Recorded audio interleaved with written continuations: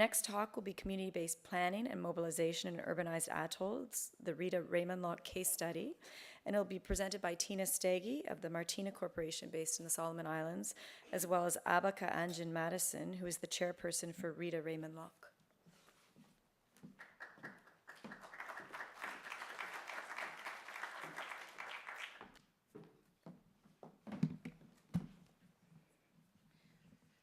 In the Marshalls, we do everything together, so you get two of us.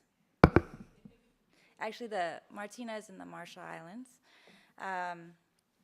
Yahweh, first of all, my name is Tina, and I'm here with Abaka today to present work on the Rita Reimaanlok community group in Madro, Marshall Islands. The RMI is, here we go. So we're in the Northern Pacific. Some of you may know Bikini and Kwajalein atolls, both places where outside forces have had an outsized impact, from nuclear testing in Bikini in the 50s to missile testing that is ongoing at Kwajalein today. That history has given Marshallese, for better or worse, some experience with the notion of resilience in the face of overwhelming change.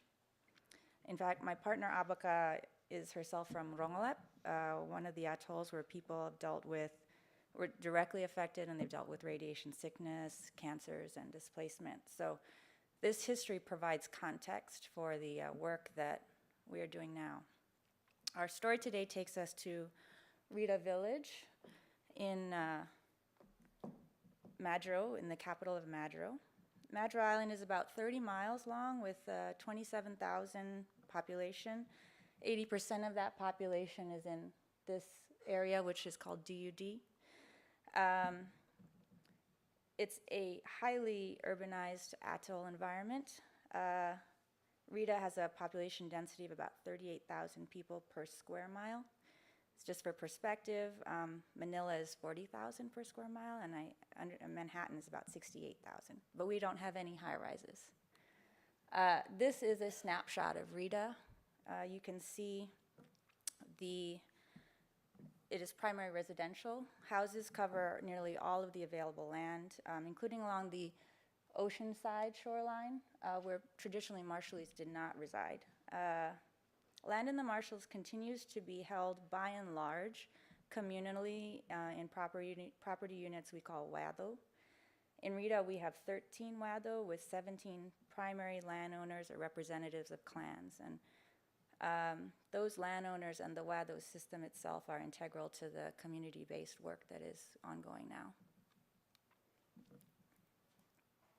How did it start, Rita Reimaanlok? It's actually a case where an international initiative tapped into a community need, and I guess vice versa.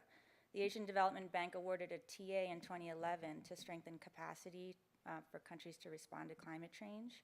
In RMI, the national team focused its effort on water security, targeting two sites, the airport reservoir and Rita Village.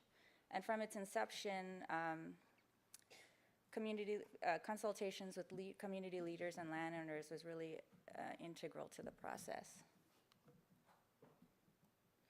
There was a vulnerability assessment with 3 types of surveys, topographic, marine, and household. I'm gonna go quickly so that I can make sure Abaka has her time. And I just wanna highlight a couple of the findings of that assessment.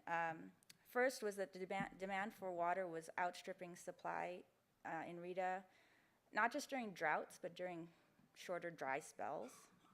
Household water tanks are the primary source of drinking water for people, and yet those household tanks and systems were deteriorated.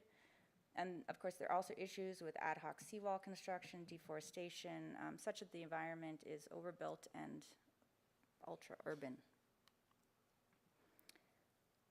There are several outputs from the larger ADB project.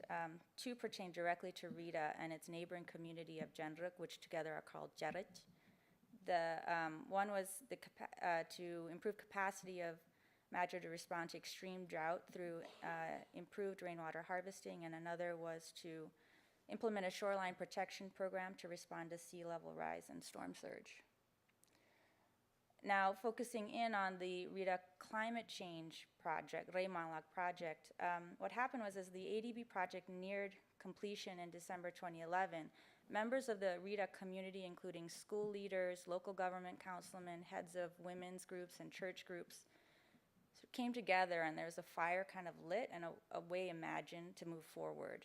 And this group, working with landowners to inform and bless their work, crafted the following set of goals and objectives for Rita. One was to adapt the Reimaanlok, or community-based approach, to the urban Madro setting.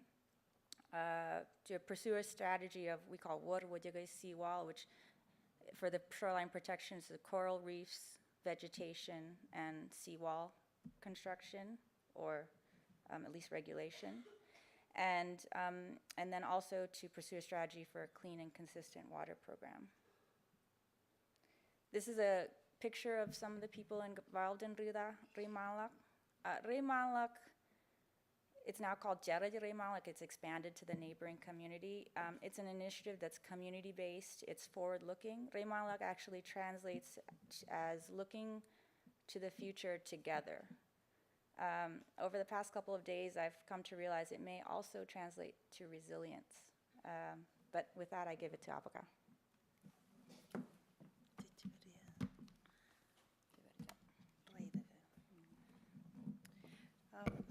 So, is it? Yeah. Oh. Which one is it, Tina? Okay. So Rita Reimaanlok Committee, with the lead of the landowners, mobilize the whole community to come together to hold its first, what they call the Rita Community Festival. Not only for everyone to get to know each other in a more friendly and fun way, but especially to launch the new approach and informing the whole community about projects yet to adopt and implement. Normally, this would be the national and local government job. Following the big water project initiated by RMI government and Asian Development Bank, Rita community took ownership of the project that became one of the main in the climate change adaptation project, which has two components. One is a water quality testing program, and the other is shoreline protection program. The water quality testing was conducted using citizen scientists in January 2012 after the training of representatives designated by each landowner from the community, as shown in this photo here. This group remains to be on call. It was a result that was quite alarming to us. It revealed that out of 2,510 private water catchment tested, 64% was unsafe to drink. And this report was provided by Marshall Islands, College of Marshall Islands, through the land grant project. And furthermore, to empower the community, sales of H2S test kits are available over the counter in the moms and pops stores within the village. Whoever wants to test his own drinking water catchment, it's available there. This Marshallese word, iganan pwe in magateje, which translates into, I want to test my own drinking water. And this is the exact words that came out for the landowners. The two of the project and activities under the shoreline protection component that I will be talking about, one is to create artificial reef, and clean up, and youth swimming. And the second one is to protect and plant trees. Rita Reimaanlok makes onto the front page news, yep. This cleanup project. This is the day children and adults on a beautiful day got out on the reef and snorkel underwater to pick up trash. And this also marked the second year of Rita Reimaanlok coming together as a group and making a difference. And it's also the day that in my own living room, many women came and makes more than 700 sandwiches to deliver to all those children and adults that were cleaning up the beach. One very ambitious project is to create an artificial reef and swimming area for several reasons, and one, to increase the safety of the Rita Lagoon for physical activity. Two, to raise awareness and foster community action for healthy coral reef ecosystem. Three, to establish a recreational swimming area that is integrated with the Rita Shoreline Protection Program. I take time now to credit the funding supporter, and that is the Australia Sport Outreach Program. And this project, we look forward to make it happen this summer. Finally, is the planting of trees and vegetation to protect the coastal areas from erosion and also to regenerate the diminishing Marshallese native plants. This newspaper shows the two councilmen joined the students from Marshall Island High School to plant trees around school campus. The next planting project will involve the community this coming September on five different properties or WATOs within the Rita community. Funding were made available by Pacific Island Forum. Rita Reimaanlok is a success story of the Jarrett's community. We are not drowning, we are fighting. Thank you.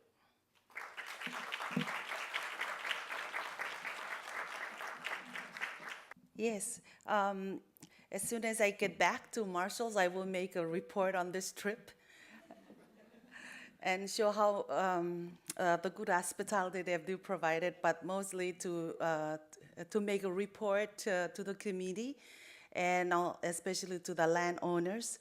We will be meeting on September, on the 22nd of this month. And then we will, that's where they will be endorsing the planting of the